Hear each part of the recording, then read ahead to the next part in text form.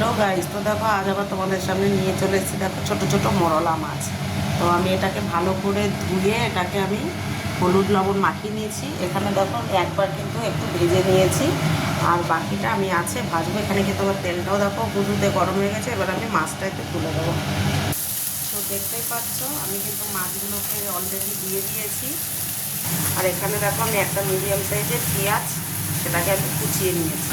আর এখানে দেখো আমি কিন্তু একটু আদা রসুন পেস্ট করে নিয়েছি, কাঁচা লঙ্কা পেঁয়াজ সব কিছু আছে এতেও, আমি এটাই পেস্ট করে নিয়েছি। দেখো বন্ধুরা, আমি কিন্তু এক পিঠ মাছটা উল্টে দিয়েছি। মাছটা প্রায় ভাজা হয়ে গেছে, দেখতে পাচ্ছ তোমরা।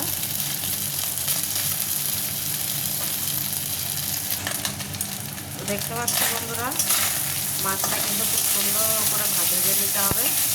তো দেখো একদম ছোটো মাছ, তো তাই জন্য এটাকে একটু সুন্দর করে ভেজে নিতে হবে। দেখুন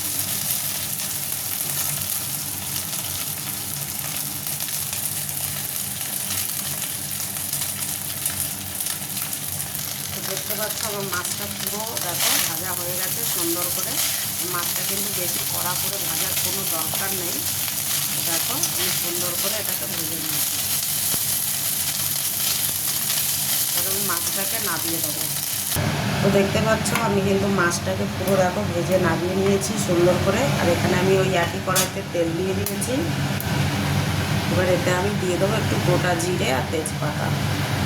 তো দেখো আমি কিন্তু এতে দুটো তেজপাতা আর একটু গোটা জিরে সামান্য দিয়ে দিয়েছি।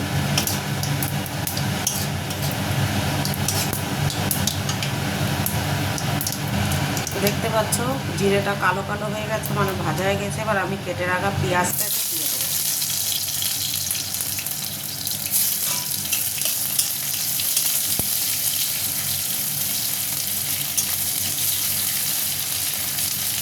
পেঁয়াজটা ভাজা হতে হতে আমি এতে কিন্তু একটু মশলা দেবো। তো দেখতেই পাচ্ছ পেঁয়াজটা কিন্তু ভাজা হয়ে গেছে। এবার এতে আমি দিয়ে দেবো সামান্য একটু চিনি, এটা কিন্তু তরকারির স্বাদ বাড়ানোর জন্য। আর দিয়ে দেবো সামান্য লবণ।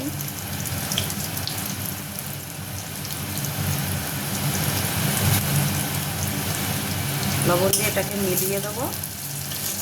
এবার এতে আমি মশলাটা দিয়ে দেবো। তো দেখো আমি এবার এই পেস্টটা এতে দিয়ে দেবো। 1 চামচ, 2 চামচ, এই 3 চামচ বরাবর একটু দিয়ে দিলাম। এবার কিন্তু মশলাটাকে ভালো করে কষে দিতে হবে। দেখো মশলাটা কিন্তু দিয়ে কষছি। এবার এটা আমি হলুদ দিয়ে দেবো। হলুদ দিয়ে এটাকে মিলিয়ে দেবো। দিয়ে এবার আমি এটা সামান্য একটু জল দিয়ে দেবো। তো দেখতেই পাচ্ছ মশলাটা কষেছে। এবার আমি অল্প একটু জল দিয়ে দিলাম। দিয়ে এবার মশলাটাকে আমি সুন্দর করে কষে নেবো নেড়ে চেড়ে। এই টাইমে কিন্তু গ্যাসের ফ্লেমটা হাই থাকবে, যত মশলাটা কষতে হবে।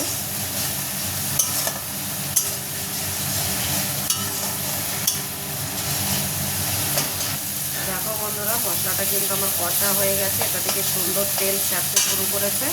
এবার কিন্তু আমি এতে জল দিয়ে দেবো পরিমাণ মতো। জল দিয়ে এবার এটাকে একটু ফুটতে দেবো, যাতে ঝোলটা একটু ফোটে। আর একটু সামান্য জল দিয়ে দেবো, যেহেতু মাছটা ডুবতে হবে, না হলে মানে এবার জলটা যে ফুটবে আমি কিন্তু এতে মাছটা দিয়ে দেবো। তো দেখতে পাচ্ছ ঝোলটা কিন্তু ফুটে গেছে। এবার আমি ভেজে রাখা মাছগুলো সব এই ঝোলে দিয়ে দেবো। তো দেখতে পাচ্ছ মাছটা কিন্তু আমি ঝোলে দিয়ে দিয়েছি। এবার এটা একদম গামাখা গামাখা হবে সুন্দর।